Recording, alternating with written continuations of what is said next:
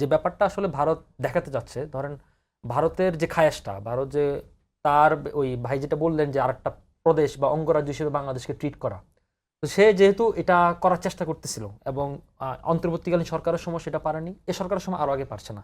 Already তথ্যমন্ত্রী এটার খুব সুন্দর একটা জবাব দিয়ে দিয়েছেন।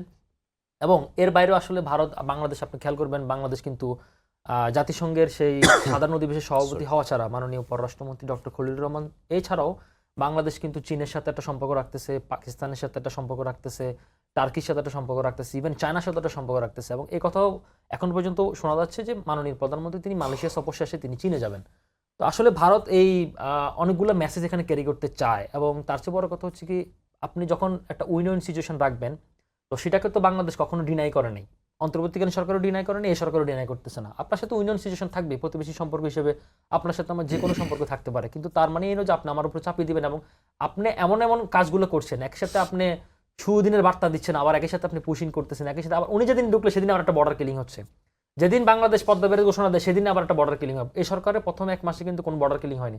যখন এই সরকার মাল্টিরোল ডিপ্লোমেসির দিকে হাঁটতেছিল, তখনই সেই নতুন নতুন বর্ডার কিলিং বা পুশিং করে নতুন নতুন মেসেজ দেওয়ার চেষ্টা করতেছে।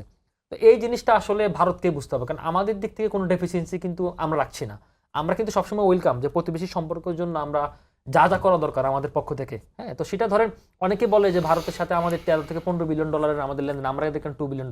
এখন এই বাজারটা আপনাকে বুঝতে হবে। তো সেই বাজারের ক্ষেত্রে কিন্তু আমরা কিন্তু সবসময় সাধুবাদ জানাই, আমাদের সরকার কিন্তু সবসময় এটা করে আসতেছে এবং এই সরকার কিন্তু সেটাও এই ধারাবাহিকতা রক্ষা করতেছে। কিন্তু ঘটনা হচ্ছে কি, ভারতের পক্ষ থেকে এই বার্তাটা আমরা পাচ্ছি না। এবং একই সাথে আপনি যে দেখেন, আপনি এখানে সুন্দর সুন্দর কথা বলবেন, আপনি হয়তো আমরা উনি পলিটিক্যাল মানুষ, উনি হয়তো এটা মিন করে নাই, বলতেছে যে আমরা যেহেতু একই ভূমি, একই মাটির মানুষ, একই ওয়েদারের মানুষ, হ্যাঁ আমরা একসাথে থাকলে আমরা একটা বড় শক্তি হবে। এবং উনি আরেকটা ইন্টারেস্টিং কথা বলেছেন এখানে, এর বাইরে একটা কথা বলেছেন, আমরা চাইলে কিন্তু দুটি ক্রিকেট টিম এক হয়ে যেতে পারি।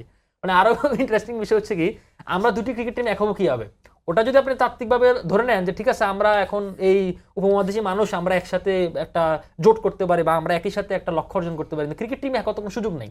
সুতরাং ওইটাকে যদি আমি বেনিফিট ডাউট দিতে চাই, এটাতে কিন্তু ডাউট দেওয়ার কোনো সুযোগ নেই।